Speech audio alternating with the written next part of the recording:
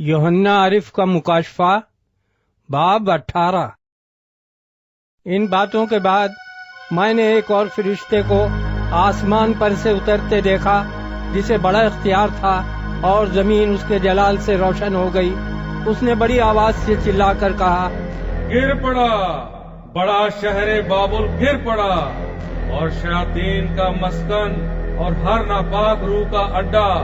और हर नापाक और मकरूह परिंदे का अड्डा हो गया, क्योंकि उसकी हरामकारी की गजबनाक मैं के बायस तमाम कौमें गिर गई हैं, और जमीन के बादशाहों ने उसके साथ हरामकारी की है, और दुनिया के सौदागर उसके ऐशो इश्रत की बदौलत दौलतमंद हो गए।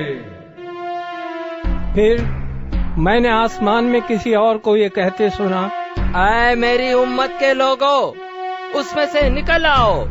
ताकि तुम उसके गुनाहों में शरीक न हो, और उसकी आफतों में से कोई तुम पर न आ जाए, क्योंकि उसके गुनाह आसमान तक पहुंच गए हैं, और उसकी बदकारियां खुदा को याद आ गई हैं। जैसा उसने किया वैसा ही तुम भी उसके साथ करो, और उसे उसके कामों का 2 चंद बदला दो। जिस कदर उसने प्याला भरा, तुम उसके लिए दुगना भर दो। जिस कदर उसने अपने आप को शानदार बनाया और अय्याशी की, उसी कदर उसको अजाब और गम में डाल दो, क्योंकि वो अपने दिल में कहती है, मैं मलिका हो बैठी हूँ, बेवा नहीं,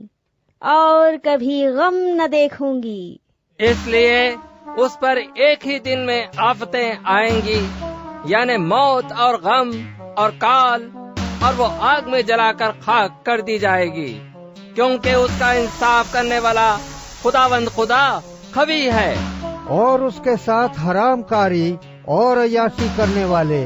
जमीन के बादशाह जब उसके जलने का धुआं देखेंगे तो उसके लिए रोएंगे और छाती पीटेंगे, और उसके अजाब के डर से दूर खड़े हुए कहेंगे, आए बड़े शहर, आए बाबुल, आए मजबूत शहर, अफसोस अफसोस, घड़ी ही भर में तुझे सजा मिल गई। और दुनिया के सौदागर उसके लिए रोएंगे और मातम करेंगे, क्योंकि अब कोई उनका माल नहीं खरीदने का। और वो माल ये है, सोना चांदी, जवाहर मोती और महीन कतानी और अर्गवानी और रेशमी और किरमिजी कपड़े और हर तरह की खुशबूदार लकड़ियां और हाथी दांत की तरह तरह की चीजें और निहायत बेशकीमत लकड़ी और पीतल और लोहे और संगे मरमर की तरह तरह की चीजें और दार चीनी और मसाला और ऊद और इत्र और लुबान और मै और तेल और मैदा और गेहूं और मवेशी और भेड़ें और घोड़े और गाड़ियां और गुलाम और आदमियों की जानें। अब तेरे दिल पसंद मेवे तेरे पास से दूर हो गए, और सब लजीज और तोहफा चीजें तुझसे जाती रहीं, अब वो हरगिज हाथ न आएंगी। इन चीजों के सौदागर जो उसके सबब से मालदार बन गए थे, उसके अजाब के खौफ से दूर खड़े हुए रोएंगे और गम करेंगे और कहेंगे, अफसोस अफसोस, वो बड़ा शहर जो महीन कतानी और अर्गवानी और किरमिजी कपड़े पहने हुए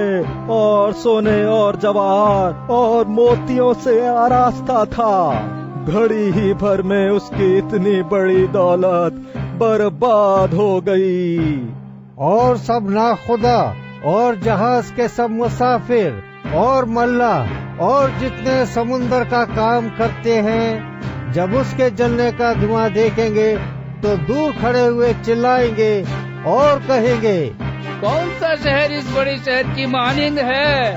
और अपने सरों पर हाथ डालेंगे और रोते हुए